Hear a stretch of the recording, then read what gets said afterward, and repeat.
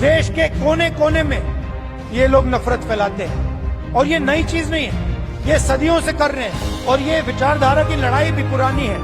आज ये लड़ाई कांग्रेस पार्टी और बीजेपी के बीच में है। इससे पहले यही लड़ाई फूले जी ने लड़ी, यही लड़ाई शिवाजी महाराज ने लड़ी। विचारधारा उनकी और हमारी मिलती है, उनकी विचारधारा में और कांग्रेस पार्टी की विचारधारा में कोई फर्क नहीं।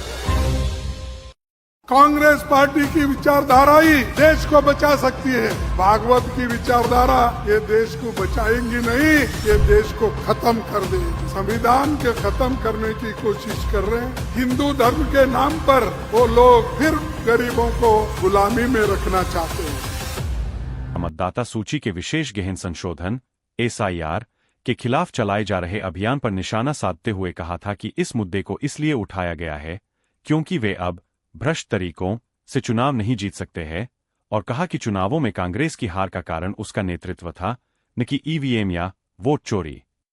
गृह मंत्री ने अपने 90 मिनट के भाषण के दौरान विपक्ष द्वारा SIR पर लगाए गए आरोपों का बिंदुवार खंडन किया, जिसमें गांधी ने उन्हें बीच में रोककर वोट चोरी पर उनके 3 संवाददाता सम्मेलनों पर उनसे बहस करने की चुनौती दी थी, जिससे दोनों नेताओं के बीच तीखी बहस हुई थी और कुछ समय बाद विपक्ष ने बहिर्गमन कर दिया।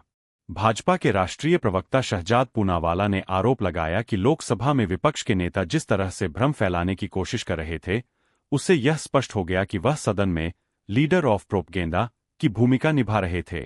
पूनावाला ने कहा कि गांधी लीडर ऑफ पलायन बन गए हैं क्योंकि वह गृह मंत्री के भाषण के बीच में ही सदन से भाग गए, जिसमें गृह मंत्री सरकार के खिलाफ उनके और अन्य विपक्षी सदस्यों द्वारा लगाए गए आरोपों का बिंदुवार खंडन कर रहे थे।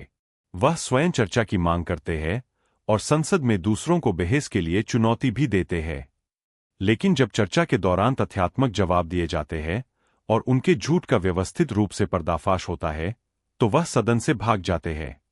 उन्होंने कहा कि राहुल गांधी ने कहा था, डरो मत, लेकिन सच्चाई यह है कि अब हमें कहना होगा, भागो मत, क्योंकि लोकसभा में विपक्ष के नेता सदन से भाग गए और उन्होंने सच को न देखने, सच न बोलने और सच न सुनने की अपनी प्रवृत्ति